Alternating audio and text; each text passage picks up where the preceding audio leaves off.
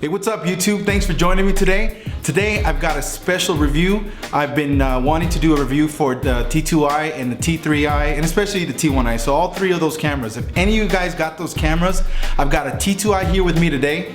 Bam. It took a little while to get here because the train derailed.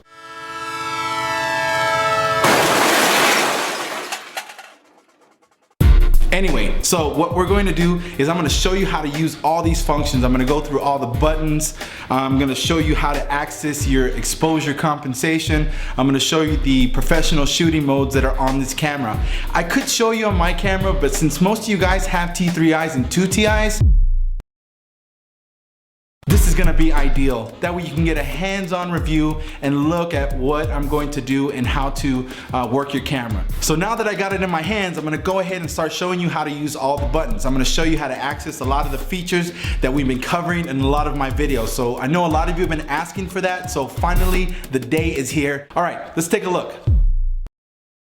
The T2i does come with just the body or with a kit lens. In this case, this is a kit lens that comes with it. It's an 18 to 55 millimeter with automatic focus and obviously manual focus. It also does have an image stabilizer that you can use, which is a great thing to have. Now, again, if you guys know me and seen a lot of my posts, my beef with lenses that are a variable aperture, I really don't like them, but for the purposes of learning, I think it's fine that way you guys get to understand how lenses work. This lens is an aperture range between 3.5 and 5.6. So that means if you're zoomed out at 18, then your aperture will drop down to 3.5. But as soon as you zoom in to 55, then what's going to happen is your lens, is going to change your aperture to a 5.6. So even if you set your aperture in aperture priority mode, let's say to 3.5, but you zoom in, your lens is going to change that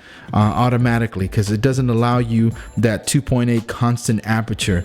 I just want to make a point that the T2i, T3i, and the T1i pretty much are going to look the exact same way. So what I'm going to show you here will serve for you T1i users and T3i users. The menu at the back is pretty simple to access.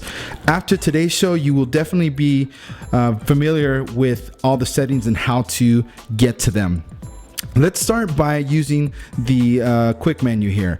If we select this Q button that we've got right here, it'll access the menu. So now you can use these buttons to scroll around. As you can see what I'm doing here, I'm cycling through the different setting options that are available on the camera. That way you don't have to go deep into the menu by clicking this button. You can access everything just right here. So let's start with exposure compensation, since this is probably one of the bigger ones that everybody wants to know how to access. So you can cycle again using these buttons here. And here we are on exposure compensation, and this is what it looks like. So for this demonstration, I'm going to switch over to AV mode. So let's access that exposure compensation. Click there, and you can see that we can darken our image, okay, and we can brighten it up. Okay, now also if you notice as you cycle through the different modes that one item disappears from the top here.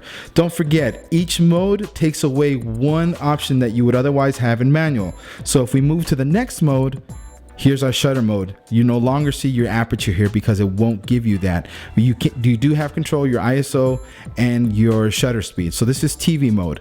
If we move to program mode, both your shutter and your aperture options are gone and you're only left with your ISO.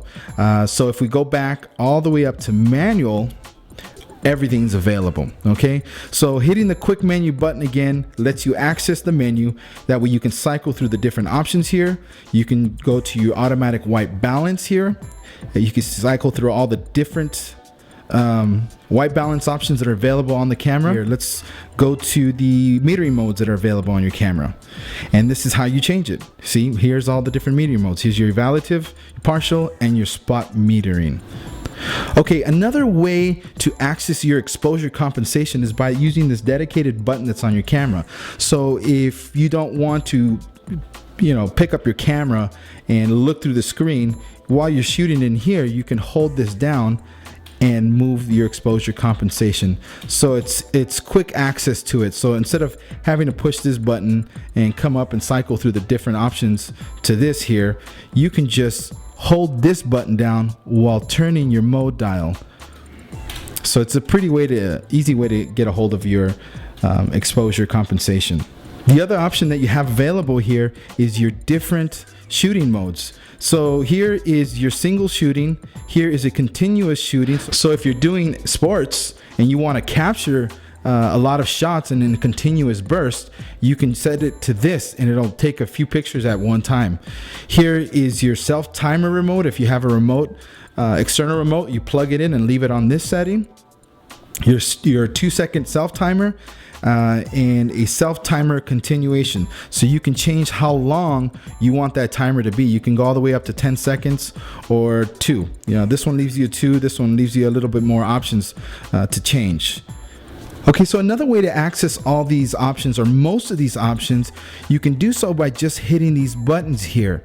If you access the menu by pushing the Q button, then all these buttons allow you to move about the different functions that are available on the camera. But if you exit out of the quick menu, then all these buttons become dedicated buttons for you to reach, for instance, your white balance. So instead of having to go into quick menu and going to your white balance here, then all you have to do is just click this button as it's dedicated to it. So it's a quick access to it. Same thing with your timer. If you want to change the kind of drive mode that's available on your camera, then you can cycle through the different options just by hitting that button. Also, your picture styles. This is where you can quickly access it by pushing that button right there. And then finally, your AF modes, your automatic focus modes. Here's your one shot, your AI focus, and your AI servo. So it's really quick. A lot of options are available on the T2i and the T3i to access all these functions really easily. But again, this will meet a lot of your pro amateur needs, these cameras. That's why I really like them, and I push a lot of you guys to buy these cameras. It's just because they're so versatile. They're inexpensive. They pack a big punch with that 18 megapixel sensor on there and the 1080p video. Another good feature is this button right here, dedicated for live view mode. This is what the 7D has, but the T3i, I believe the 600D has it, and the T2i have it.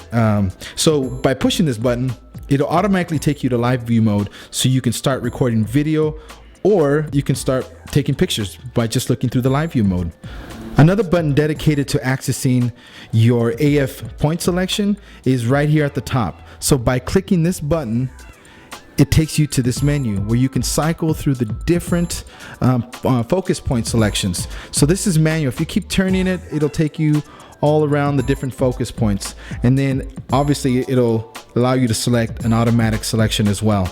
Okay, so another button available so you don't have to scroll through that quick menu as I've been showing you guys is your ISO. So a lot of these features that you want to access just by pushing one button is available on the T2i and the T3i and even the T1i.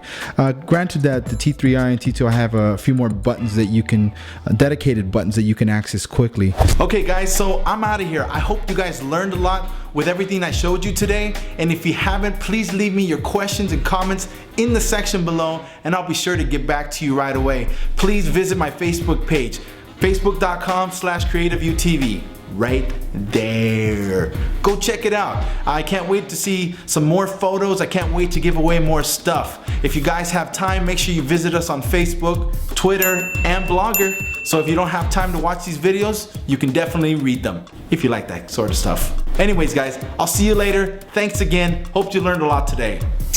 Peace.